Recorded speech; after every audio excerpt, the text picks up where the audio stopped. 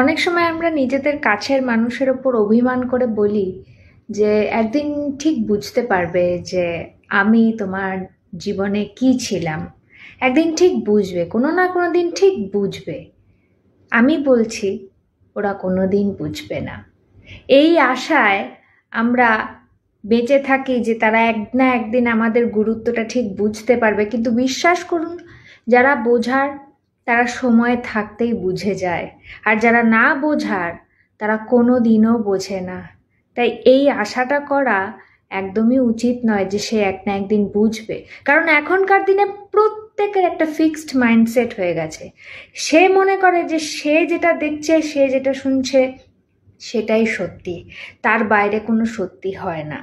তো সে যদি একটুখানি ফ্লেক্সিবল না হয়, সে আপনার গুরুত্ব বা আপনার দিকটা বুঝবে কি করে?